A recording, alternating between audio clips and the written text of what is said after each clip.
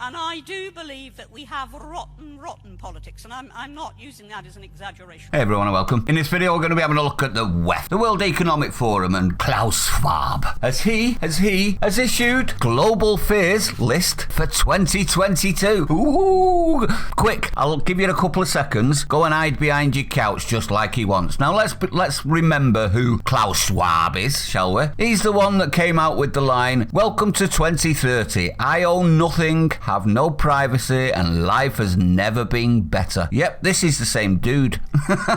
So he wants to own your life and he wants you to feel happy about it. He also wants to move towards a better world. And he said this in regards to his book on the new normal, Lurgy, the Great Reset. He wrote, at the time of writing, June 2020, the pandemic continues to worsen globally. Many of us are pondering when things will return to normal. The short response is never. Nothing will ever return to the broken sense of normalcy that prevailed prior to the crisis, before the lurgy pandemic marks a fundamental inflection point in our global trajectory. Sounding like a Bond villain every single time he opens his mouth, doesn't he? He also said, at the beginning of 2020, 1% of the world's population owned 44% of the wealth, him included, by the way. Since the start of the pandemic, billionaires have increased theirs by more than 25%, while the 150 million poorest have fallen back into extreme poverty. Exactly as you want, is it not? With that top one, you'll own nothing, have no privacy, and your life has never been better. And you're trying to tell me that you're working for the 150 million poorest? Shut up, you absolute braggle.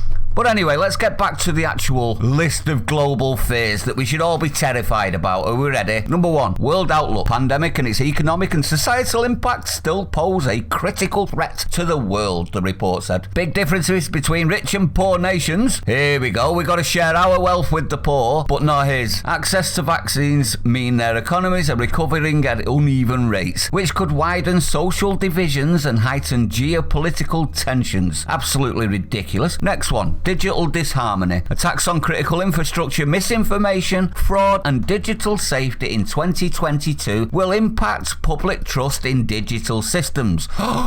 Terrified of that one, aren't they, considering they're trying to bring in a digital credit score system around the world? Notice the picture.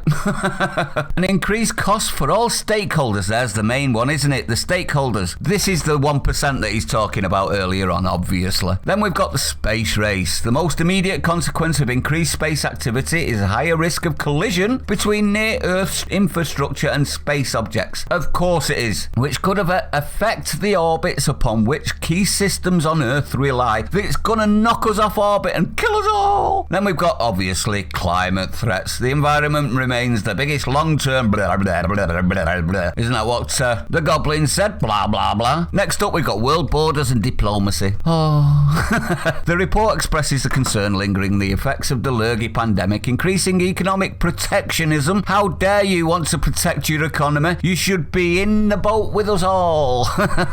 That's what that basically means. Protecting your own economy is a valuable project, in my honest opinion. And new labour market dynamics are inhibiting migrants seeking to change countries for economic refuge. That's what they're calling it now. Illegal migration and mass migration. They're now calling it economic refuge. In other words, come to the rich countries, all of them. Sounds good, doesn't it? Are you worried yet? Now, obviously, the people in power at the minute, the leaders, all seem to be in lockstep with this World Economic Forum. So it is a worrying sign when they're already telling us what we should be terrified about, long before any of it has actually happened. And we've already seen what his outlook is. Nothing's going back to normal, and we'll own nothing, have no privacy, but our life will be better. Does it sound better to you, everyone?